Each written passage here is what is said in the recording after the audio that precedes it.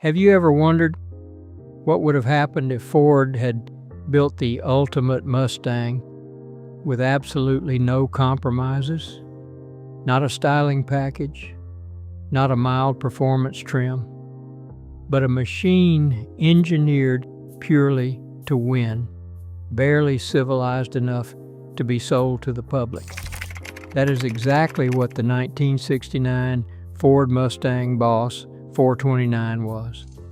And today, in the right condition, one can be worth $4 million. To understand how a Mustang reaches that kind of value, we need to go back to the late 1960s, when racing was everything. NASCAR was not just entertainment, it was marketing. If you won on Sunday, you sold cars on Monday. Chrysler had already shaken the sport with the 426 Hemi, an engine that could dominate high-speed oval tracks with relentless power and durability. Ford needed an answer, not just something competitive, something decisive. That answer became the semi-hemispherical 429 cubic inch V8. This was not a simple evolution of an existing engine. It featured massive aluminum cylinder heads, enormous intake and exhaust ports, and oversized valves designed for serious AIR flow. The bottom end was reinforced to handle sustained high revolutions per minute runs, not just short bursts of acceleration. On paper, Ford rated it at 375 horsepower and 450 pound-feet of torque.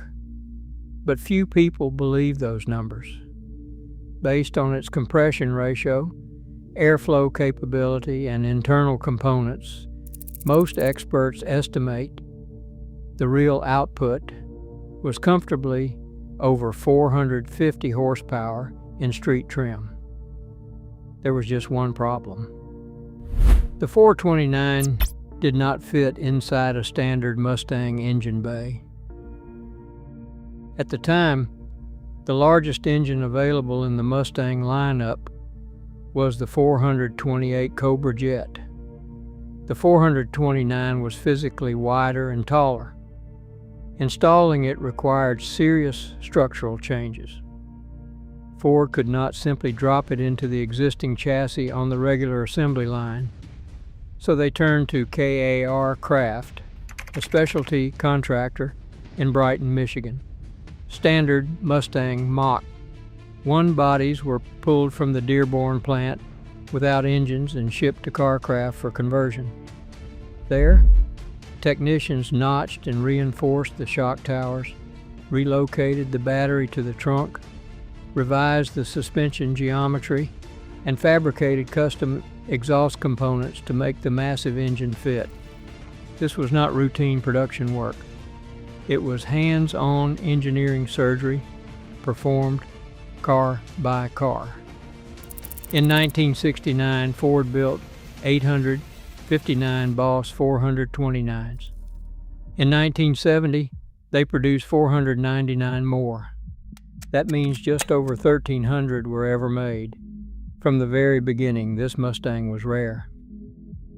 But rarity alone does not explain a $4 million price tag. To see why, we have to look at how the Boss 429 actually performed, how it was received when new, and why so many nearly disappeared. When the Boss 429 finally reached dealerships in 1969, it was clear this was not a typical Mustang. The hood scoop was functional. The stance was purposeful. And beneath that hood sat one of the most exotic engines ever offered in an American production car. But despite its racing pedigree, this was not a car built for mass appeal. It carried a price tag close to $5,000, making it one of the most expensive Mustangs in the showroom. Insurance companies were beginning to tighten their grip on high-performance cars. Fuel economy was barely a consideration, and around town, the big engine made its presence known. The front end felt heavy. Steering required effort. Idle quality was rough and mechanical. This was a machine that felt more comfortable at wide open throttle than creeping through city traffic. On the strip, however, the Boss 429 justified its existence. Period road tests recorded quarter-mile times in the low 13-second range at speeds exceeding 105 miles per hour on factory tires. With tuning and better traction, owners were dipping into the high 12s. For a full-weight street car in 1969, that was serious performance. More importantly, the engine was built for durability. It was designed to survive the kind of sustained, high-speed punishment demanded by NASCAR. Still, sales were never explosive. Some cars sat on dealership floors longer than expected. Others were purchased by racers who quickly modified them for competition. As the early 1970s approached, the muscle car era began to fade. Emissions regulations tightened. Insurance premiums climbed even higher. Fuel prices increased. Many high-performance machines were parked, traded, or neglected. Unlike standard Mustangs that were built in massive numbers, fewer than 1,300 Boss 429s existed from the start. Over the decades, some were wrecked. Some lost their original engines. Others were repainted, altered, or stripped of factory components. The number of true numbers matching examples shrank year after year. Enjoying the video? Make sure to subscribe and like to help out the channel. Also, leave a comment about your favorite car. That is where the abandoned car becomes important. When one of these Mustangs surfaces after decades in storage, still retaining its original 429 engine, original identification tags, and documented history, collectors take notice. The Boss 429 was not just another trim level. It was a homologation special.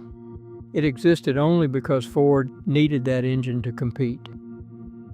And as collectors began to recognize its significance, values began climbing rapidly. By the 1980s and the 1990s, the Boss 429 had already earned a reputation among serious collectors. It was not just another big block Mustang. It was the Mustang built to answer the Hemi. It was hand-modified, it was limited, and it was directly tied to Ford's racing success. That combination made it different. As the collector car market matured, authenticity became everything. Numbers matching drivetrains, original sheet metal, factory-correct components, documented ownership history. These details began separating ordinary restorations from investment-grade examples. With only a little over 1,300 built and far fewer surviving intact, every verified car mattered. Auction results reflected that shift. Clean, well-documented Boss 429s crossed into six-figure territory with ease, and then into seven figures. Low-mileage examples with original paint and drivetrain commanded even stronger numbers. Each time one sold, the benchmark moved higher. Now consider an abandoned example discovered decades later. Dust covering the body, tires flat, interior worn, but underneath, still carrying its original 429 engine and matching identification numbers. That is not just a restoration candidate. That is a preserved piece of racing history. Restoring such a car properly is not simple. The 429 engine is complex and expensive to rebuild correctly. The Kar Kraft modifications must be documented and preserved. Even small details, like original components and factory finishes, can dramatically affect value. Once restored to factory-correct condition and verified by experts, the car becomes something very few collectors can obtain. In the highest tier of the market, rarity and historical importance combine to create extraordinary prices. When a Boss 429 surfaces with exceptional originality, low production color combinations, and full documentation, values can climb into the multi-million-dollar range. In rare cases, with extraordinary provenance or preservation, the number can approach $4 million. That price is not just about horsepower.